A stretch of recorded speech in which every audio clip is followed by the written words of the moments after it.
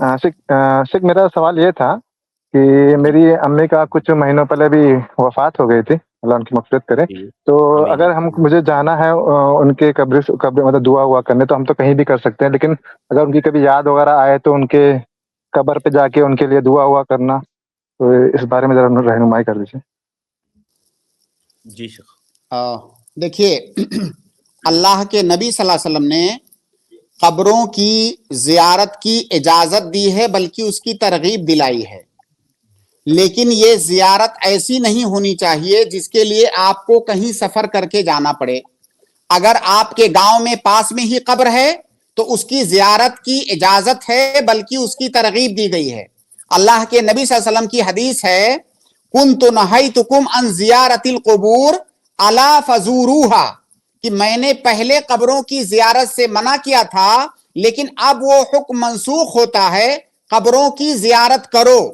तो हमें अपने अइज़ा व अकारिब की के कब्रों की और इसी तरह मुसलमानों के कब्रों की ज़ियारत करनी चाहिए और वहां पर जाकर के सलाम करना चाहिए और उनके लिए दुआए मग़फ़िरत करनी चाहिए।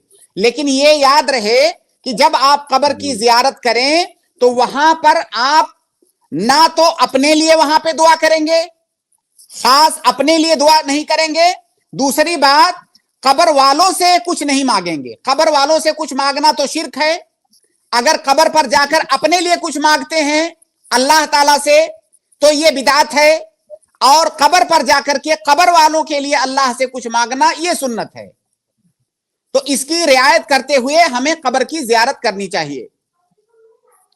जी शेख। और शेख ये मैं बोला, जैसे उनकी वफ़ात को लगभग 8-9 महीना हो गया है, तो अगर कभी मतलब गमज़दा हो जाए या कुछ आँख में से आँसू वगैरह आ जाए, तो तो ऐसा कुछ शेख उन पे, ऐसा मैं सुना था कि उनको भी गुनाह मिलता है ऐसा, मरने के बाद नहीं, अगर उनको बिल्कुल ऐसा नहीं। कुछ भाई इंसान का गमगीन होना, देखिए नौहा करने से और मातम करने से उन चीजों से मना किया गया है, वरना किसी मुसीबत पर इंसान का गमगीन होना या किसी की याद आ जाए तो गमगीन हो जाना ये फितरी बात है।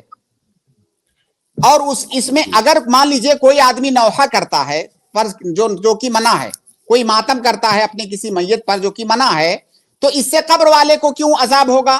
कब्र वाले को अजाब उस वक्त होगा जब बाकायदा वसीयत करके गया होगा कि जब मैं मर जाऊंगा तो मातम करना, नौहा करना, तब उसको अजाब होगा।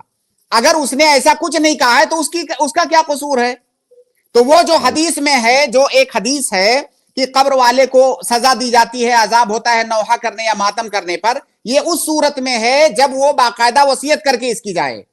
अगर उसके कहे बगैर कोई नौहा मातम कर रहा है तो इसमें उसका कोई कसूर नहीं है। और बाकी किसी की मौत पर रंजीदा हो जाना या किसी को याद करके गमगीन हो जाना, ये फितरी बात है, ये कोई गलत बात नहीं है।